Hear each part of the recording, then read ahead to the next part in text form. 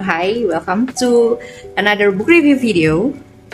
And hari ini gue mau bahas soal buku yang berjudul Mawar Bukan Nama Sebenarnya, karya Dian Purnomo. Buku ini sendiri gue pinjem sih dari book club yang gue ikuti, tapi kayak kita bahas.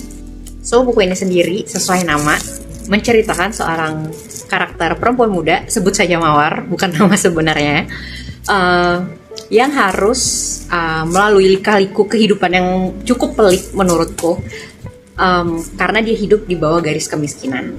Yaitu kayak ibunya tuh cuman jual apa ya, rasanya cuman jual gorengan atau apa kayak gitu, sedangkan ayahnya tuh kerjanya serabutan. Dan dia seorang perempuan, anak pertama di suatu keluarga, dan harus menjadi tulang punggung untuk memenuhi kehidupan keluarganya ini tadi.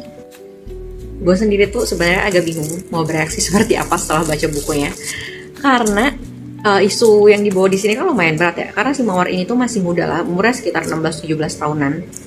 Tapi dia itu sudah harus menikah muda karena secara ekonomi kan dia tidak mencukupi lah. Jadi dia berusaha mencari penghidupan yang lebih baik melalui menikah ini tadi. Tapi dia menikah dengan orang yang salah, mengalami kayak KDRT. Terus juga akhirnya setelah pisah dia harus mengurus anaknya ini tadi, harus mencari uang untuk menghidupi ayah, ibu, dan adik-adiknya yang masih sekolah ini tadi. Nah mulai dari situ tuh juga ya umur-umur segitu, apalagi dia nggak lulus SMA si Mawar ini. Jadi dia harus mencari kerja yang ya halal haram, dia tetap harus bekerja biar biar anak dan keluarganya itu tuh bisa tetap makan kayak gitu. Nah dari sekian banyak lika-liku peliknya kehidupan Mawar ini tadi, sebenarnya kan fokus ceritanya itu adalah perkawinan anak dan kawin kontrak yang ada di puncak yang pernah famous pada zamannya lah ya. Dia mengangkat isu soal itu sebenarnya. Tapi karena ini kan dari perspektif si Mawar nih diceritainnya, anak umur 16-17 tahun ini tadi yang menceritakan. Jadi walaupun isunya berat, dia tuh menceritakannya tuh bener-bener dengan kayak gaya anak umur segitu, yang masih dengan polos-polosnya, yang masih dengan humor-humornya itu tadi, yang masih bisa ngelawak lah di antara yang menurut kita tuh kayak aduh kasihan banget ya, tapi dia tuh menghadapi itu juga masih kayak ya itulah, masih dengan perspektif anak-anak umur segitu kayak gitu. Jadi kayak kita tuh kasihan, tapi ada lucunya juga dia menceritakannya itu tadi kayak gitu. Terus juga ada juga dibahas soal orang yang menganggap pekerjaan mereka yang tadi kan berdosa ya. Itu nggak akan jauh lah ya dari topik-topik seperti ini, apalagi kayak prostitusi dan lain-lain. Itu pasti kadang-kadang sering disinggung dari perspektif agama, dari perspektif hukumnya juga. Nah itu tuh juga ada dijelaskan di sini, tapi again dengan bahasanya si Mawar yang masih muda ini tadi kayak gitu.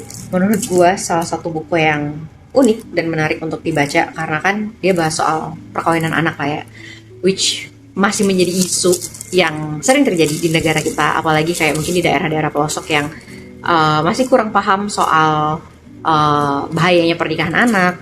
Terus juga mungkin mereka menjadikan pernikahan itu sendiri sebagai solusi untuk mencari penghidupan yang lebih baik, terutama kepada kayak perempuan-perempuan yang nggak memiliki pendidikan baik dan mereka nggak punya keterampilan juga kan kayak gitu.